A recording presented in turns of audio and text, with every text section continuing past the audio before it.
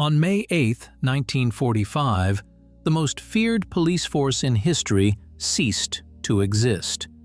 The Geheime Staatspolizei, or Gestapo, had held absolute power over life and death in Nazi Germany and operated with a brutality that terrified millions.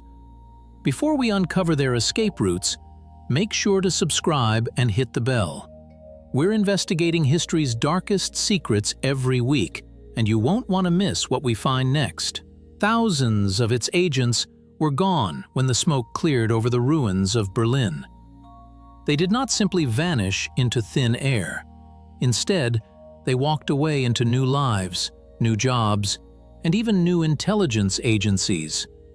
This is the story of how the men responsible for the darkest crimes of the 20th century managed to survive the peace.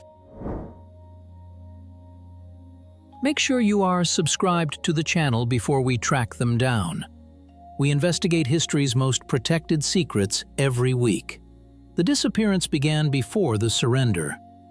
In the final weeks of April 1945, the courtyards of Gestapo headquarters across the Reich turned into incinerators. Officers frantically shoveled personnel files, informant lists, and interrogation records into burning barrels. This action was procedure rather than panic. They knew that without paper trails, they were just ordinary policemen. By the time Allied troops entered the buildings, the drawers were empty. Thousands of agents stripped off their black uniforms to don Wehrmacht gray or civilian clothes. They slipped into the columns of refugees flooding west while carrying forged discharge papers and new names. They relied on the chaos of a broken continent to wash their histories clean. The organization was dead while the network remained alive. The Allies put the organization itself on trial, while the foot soldiers ran. On October 1, 1946, the International Military Tribunal at Nuremberg delivered a crushing verdict, declaring the Gestapo a criminal organization. This legal distinction was huge. It meant that membership alone was a crime, regardless of whether a specific individual had pulled a trigger. This theoretically opened the door to prosecute all 32,000 members. Prosecutors gathered heavily detailed charts of the hierarchy to dismantle the system from the top down. Ernst Kaltenbrunner was hanged as the highest-ranking SS leader to face trial. A cold realization set in as the gavel fell. Outlawing the name did not make it easy to find the men who had worn the badge. The legal victory was absolute, even though the practical enforcement was about to hit a wall of silence. One chair remained empty. Heinrich Müller was the chief of the Gestapo who sat at the center of the spiderweb, and he completely disappeared. He was last verified alive on May 1, 1945, inside the Führer bunker, only steps from Hitler's suicide. He reportedly told a pilot he had no intention of being captured by the Russians before vanishing. Intelligence agencies chased phantoms for decades. Some reports placed him in South America, while others claimed he was working for the Soviets.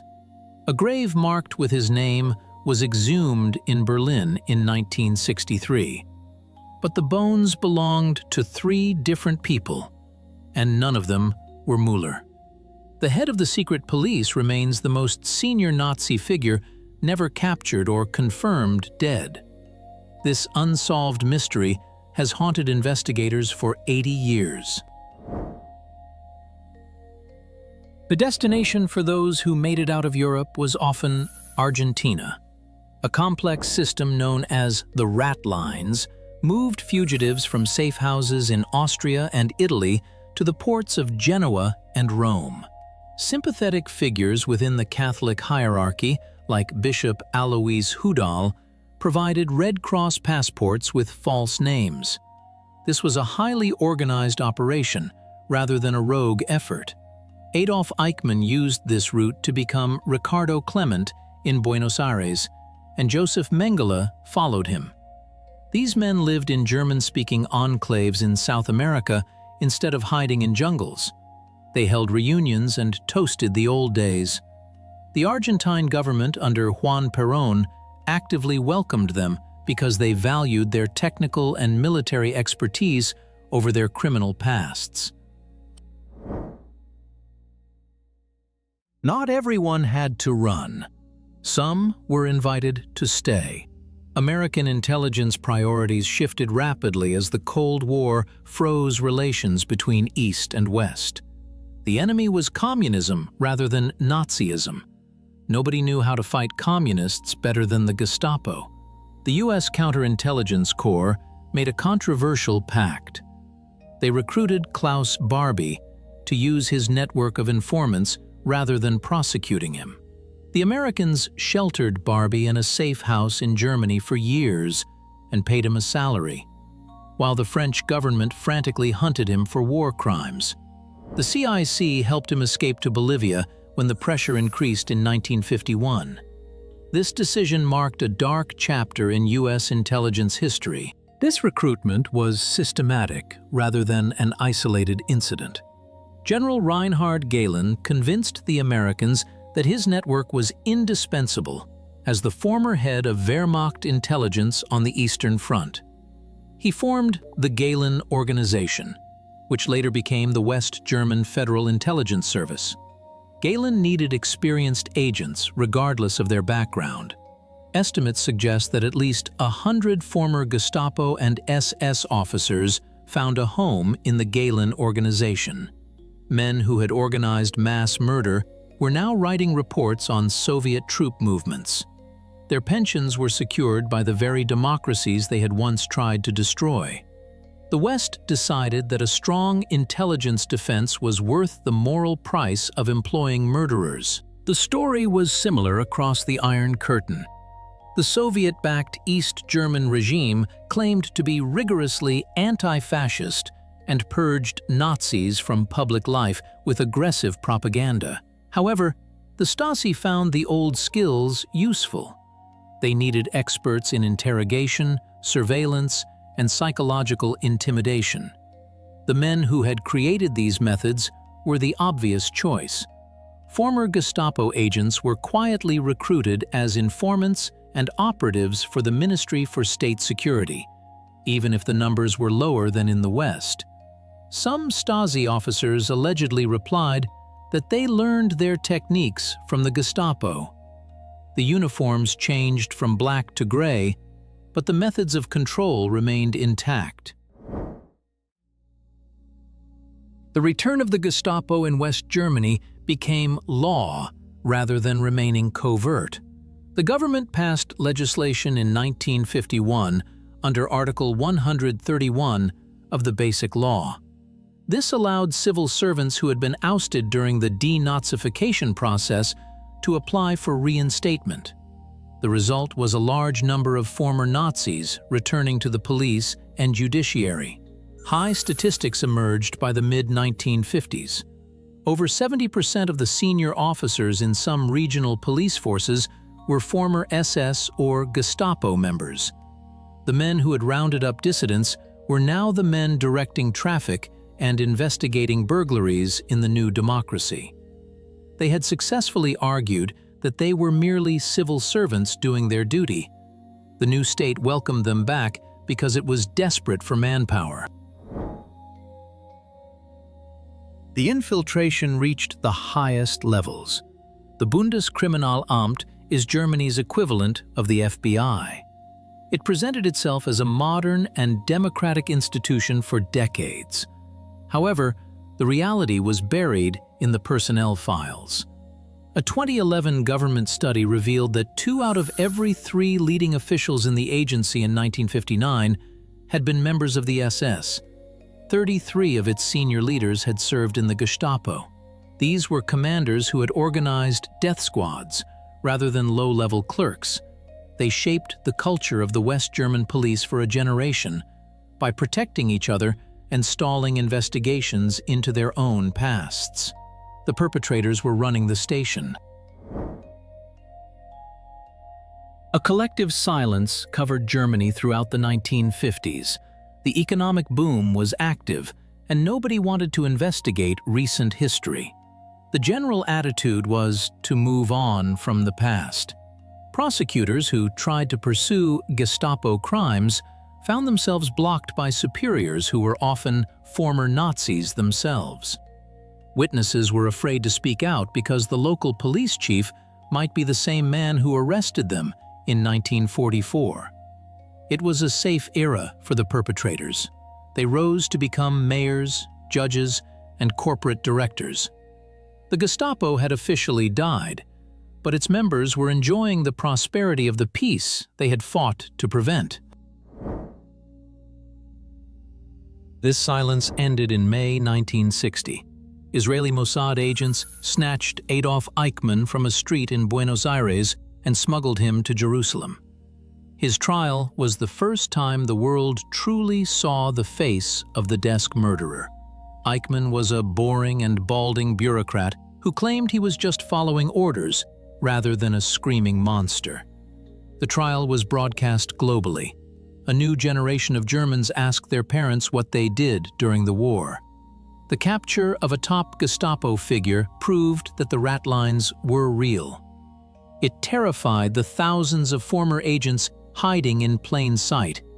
They realized the hunt was not over. The momentum shifted to Frankfurt in 1963. West Germany put its own people on trial for the crimes of the Holocaust for the first time. The Attorney General Fritz Bauer was a Jewish refugee who fought immense internal resistance to bring the Auschwitz guards to court. Among the defendants were former Gestapo officers who had tortured inmates in the political department of the camp. The trials were grueling. Defense lawyers often had Nazi pasts themselves, and they attacked the memories of the survivors. But the testimonies were read into the public record. The myth that the Gestapo had merely been fighting partisans was dismantled. It was a painful and necessary examination of the country's history, which forced the nation to look at the killers living next door. It took another 20 years to catch the ones the Americans had protected.